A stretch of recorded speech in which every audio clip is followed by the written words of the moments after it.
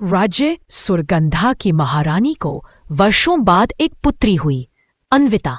जन्म के समय ही आकाश में बिजली चमकी और राजमहल के पुजारी ने भविष्यवाणी की, यह कन्या एक दिन मृत्यु को चुनौती देगी, पर उसकी आत्मा अमर वन में खो जाएगी। राजा ने इस भविष्यवाणी को छुपा दिया, लेकिन अन्विता बचपन से ही विचित्र सपने देखती। एक रहस्यमयी वन, एक अंधा रक्षक और एक जलती हुई नदी। अन्विता तलवार चलाना, घुड़सवारी और तंत्र विद्या सीखती है। वह महल की सीमाओं से बाहर जाना चाहती है, लेकिन राजा उसे रोकते हैं। एक दिन वह महल की गुप्त सुरंग से निकलती है और पहली बार अमर वन की सीमा पर पहुंचती है।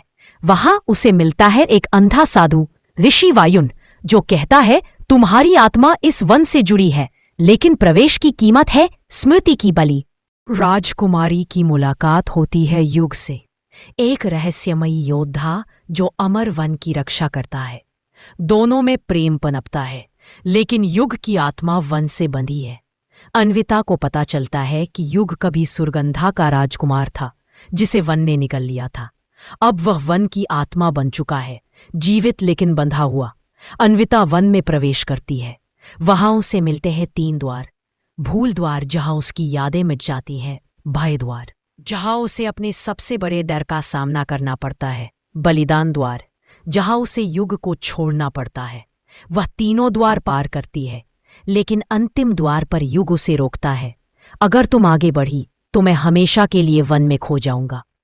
अन्विता वन की आत्मा से लड़ती है, एक विशाल नागिन रूपी शक्ति जो युग की आत्मा को कैद किए हुए है। युद्ध में अन्विता घायल होती है, लेकिन वह अपनी आत्मा को बलिदान करती है, जिससे युग मुक्त हो जाता है।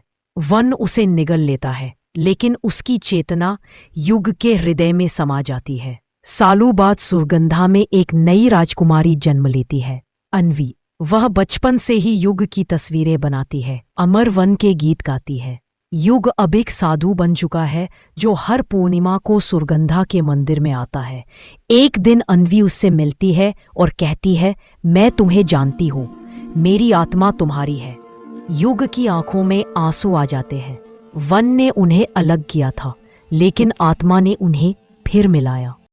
अगर वीडियो पसंद आया हो तो वीडियो को लाइक करें, शेयर करें, कमेंट करें और इसी तरह के वीडियोस और कंटेंट आपको पसंद आ रहे हो तो मेरे चैनल को सब्सक्राइब ज़रूर करें। Thank you.